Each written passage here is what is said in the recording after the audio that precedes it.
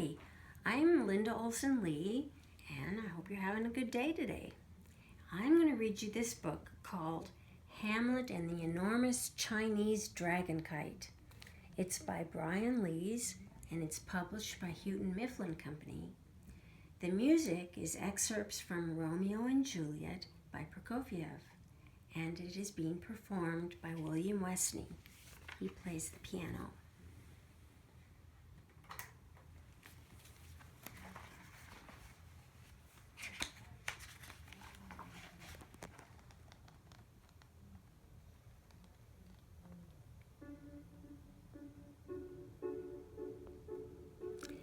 Hamlet sat on his thinking rock at the top of Hamlet's Hill and watched as crisp fall leaves blew by. Quince paced back and forth with a worried expression on his face. But that wasn't new. Quince was always worried about something. "Quince," Hamlet announced, "I've made a decision." "Oh no!" Quince squeaked, pacing faster. "Not again! Whenever you say that, I get a bad feeling. Remember the time you decided to go rock climbing? I warned you not to do it. Remember when you tried painting? They still haven't fixed the town clock. And I warned you not to take swimming lessons either. But you didn't listen, and you know what happened." Yes, I remember," Hamlet admitted. "But this is different. This time nothing can happen. I'm going to get a kite." "A kite!" Quince gasped. "They're dangerous. You'll get string burn." Hamlet laughed and started down the path to the village. "You're such a worrier," he told Quince, who jounced along behind him, squeaking protests. "I'm not talking about whitewater rafting or bullfighting or anything like that. I'm going to get a kite, for heaven's sake." "People who fly kites always get string burn, or they get carried off," Quince insisted, waving his paws. "You'll never catch me flying a kite. No, sir. It's a bad idea, Hamlet." Well, Hamlet's mind was on the kite he'd seen in the general store. It looked like a fierce red Chinese dragon with big claws and a long winding tail. He could just imagine how it would look swooping through the air at the end of a string. His string. "Yes, it's a perfect day for flying a kite," he declared. When Hamlet opened the door of the general store, a bell jangled somewhere far inside. He headed straight for the kites, with Quince in tow. "See, isn't it great?" Hamlet asked, holding up the dragon kite. Quince's jaw dropped and his quills stood up straight. "Not that one? What if there's a knight lurking in the woods, and while you're carrying it home, he mistakes you for a dragon? Knights carry sharp swords, you know." Quince held up another kite. It was tiny and squarish and the color of cold oatmeal. "How about this one? This one looks safe." Hamlet wrinkled his nose. It was ugly. Nothing at all like the beautiful Chinese dragon kite with the fierce claws and long winding tail. Now that was a kite. Hamlet went to pay for the kite, and the shopkeeper raised his eyebrows. "Kind of a big kite for such a small pig," he remarked. "Perhaps one of the smaller dragons might be better." Quince nodded. He poked Hamlet. "See, he thinks so too. Oh, there's going to be trouble. Mark my words." He waved the tiny oatmeal-colored kite. "If you absolutely have to get a kite, get this one." Hamlet shook his head. His mind was made up. Hamlet gathered the dragon kite in his arms and headed home. Quince followed, muttering in his tiny voice, "Trouble's coming. Just you wait and see. And don't come crying to me when you get carried away. Just you remember I told you so." Hamlet took the kite to the field near his house where the wind was strong. He let out some string, walked back a few steps, and tugged gently. Quince started pacing. The wind caught hold of the kite, and it soared up into the sky with a whoosh. It danced and dodged and looped around like a real dragon. Soon the enormous kite was just a tiny red squiggle in the sky. Hamlet felt wonderful. This was the life, a swift breeze, an enormous kite, and an endless blue sky to sail it in. Then the kite gave a strong jolt. Hamlet had come to the end of the string, and the kite was tugging harder and harder. He leaned way back, but the kite pulled him upright again. "Oh, help!" Quince cried. "Fire! Flood! Disaster! Let go of the kite, Hamlet! It's too windy! Let go!" Well, that was the most ridiculous thing Hamlet had ever heard. Let go of the beautiful Chinese dragon kite? Never.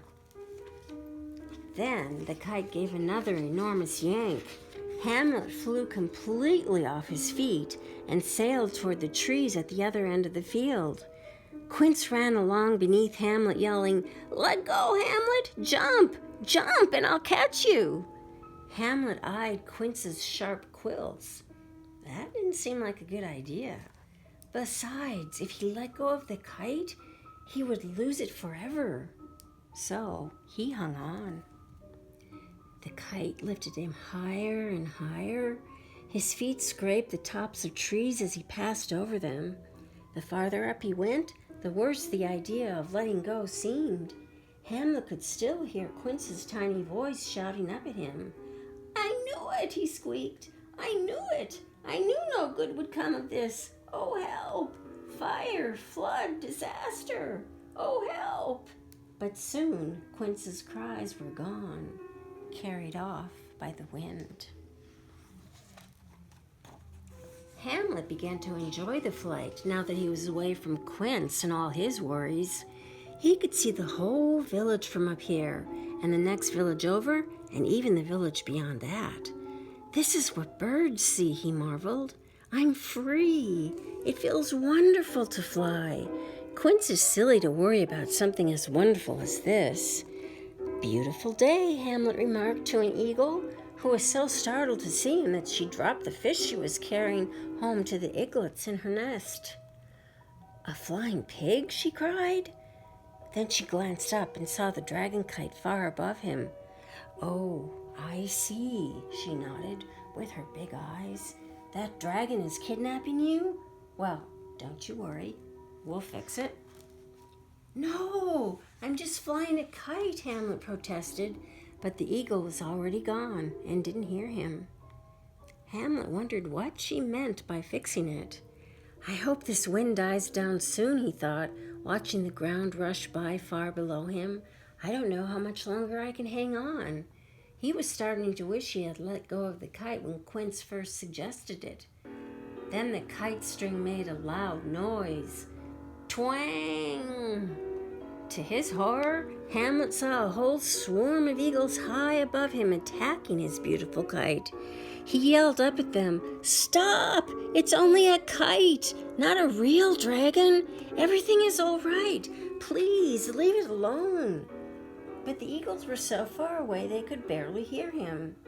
They dived at the kite, tore it with their beaks, and shredded the paper with their sharp claws. And Hamlet started to drop. The eagles thought the dragon was trying to get away, and so they attacked it faster and harder, ripping and tearing until there wasn't anything left but broken sticks, some string, and a blizzard of red paper. Hamlet fell faster and faster.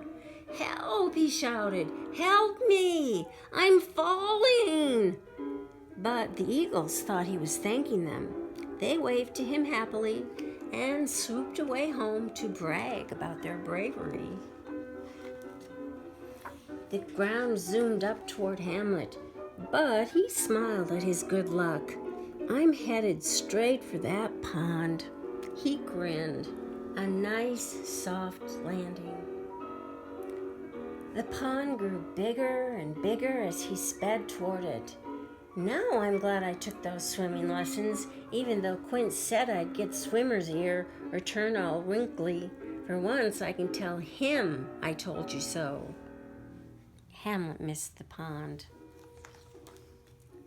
But fortunately, The kite string snarled in the branches of a gigantic tree. Hamlet found himself hanging upside down from one of the largest branches, tangled in the remains of the Chinese dragon kite. Once it had fierce claws and a long winding tail. Now it looked like a pile of sticks. "It's not funny," he told the cows who were resting in the shade below the maple tree. "I'm stuck. Would somebody please help me down from here?" The cows nibbled at the kite string until Hamlet fell with a kerthump on the ground. "There, that's much better," one of the cows said, as Hamlet dusted himself off and made sure no bones were broken. One of the other cows shook her head and scolded him. "You really shouldn't be flying in the first place, you know. You don't have the wings for it." "I know that," Hamlet groaned. It was no fun to be criticized while sitting in the wreckage of his beautiful kite. He gathered the remains of the kite under one arm, thanked the cows, and trudged homeward. It was a long, dusty walk, and it was starting to get cold. Quince hurried out to meet Hamlet as he walked up Hamlet's hill. "There you are! You have no idea how worried I've been. Are you hurt? Do you have string burn?" Hamlet shook his head, and Quince took the shredded remains of the glorious Chinese dragon kite from him. He set them gently on the rubbish heap behind the house. "I made some hot chocolate," Quince said.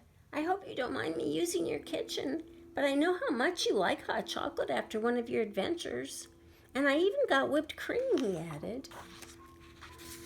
Hamlet collapsed into his favorite chair and sighed as Quince handed him a steaming cup piled high with whipped cream. What else does a pig need, Hamlet thought, besides solid ground under his feet, a cup of hot chocolate, and a good friend? Unless he'd just had a brilliant idea.